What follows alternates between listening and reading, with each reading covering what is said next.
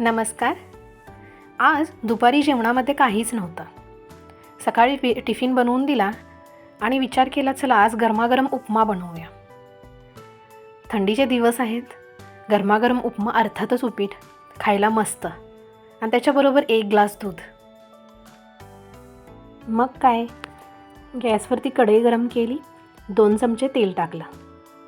तेल गरम झाल्यानंतर त्याच्यामध्ये 1 वाटी रवा घातला. आता रवा मंद गॅसवरती भाजून घेते. रवा छान भाजून घेतला आणि बाजूला काढून घेतला.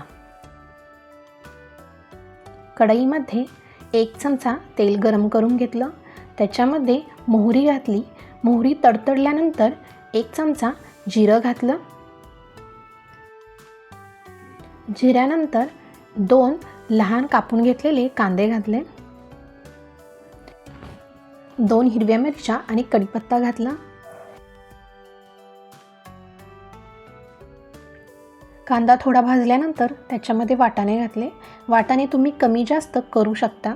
वाटाणे उपम्यामध्ये स्वीट लागतात आणि खूप छान सुंदर चव येते. आता या मिश्रणामध्ये अर्धा गाजर कापून घातलेला आहे.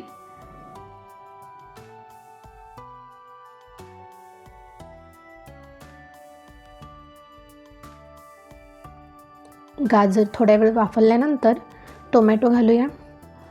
टोमॅटो घातल्यानंतर थोडा वेळ वाफवून त्याच्यामध्ये हळद 1 चमचा घालायचा आणि हे सर्व मिश्रण एकत्रित करून थोडा वेळ भाजून घ्यायचं.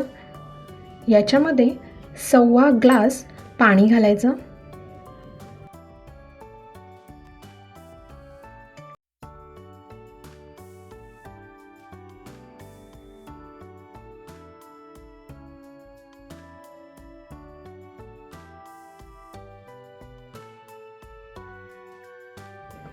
चवीनुसार मीठ घालायचं. काजू हवे असतील तर टाकू शकता. काजू ऑप्शनल आहेत. पाण्याला खळखळून उकळी आल्यानंतर याच्यामध्ये रवा थोडा थोडा करून घालायचा. रवा एकदम टाकू नका, कारण त्याच्यामुळे गाठी होण्याची शक्यता असते. तर रवा थोडा थोडा करून घाला. सर्व रवा एकत्र घातल्यानंतर ते मिश्रण खूप चांगल्या पद्धतीने ढवळून एकजीव करा.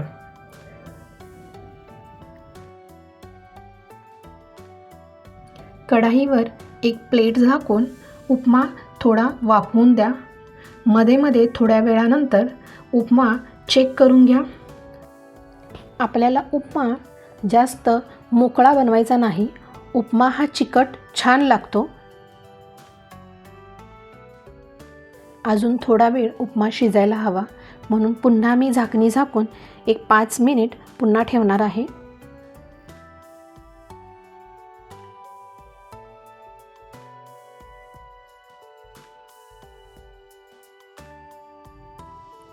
पाच मिनिट झाल्यानंतर पुन्हा चेक केला तर उपमा कम्प्लिटली बनवून तयार आहे.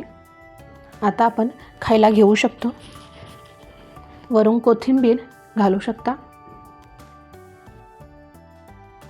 आता गॅस बंद करते आणि झाकण ठेवून 5 मिनिट वाफलून देते. 5 मिनिटानंतर असा प्लेटमध्ये तुम्ही उपमा घेऊ शकता. त्याच्यावर छान बारीक शेव घालायची.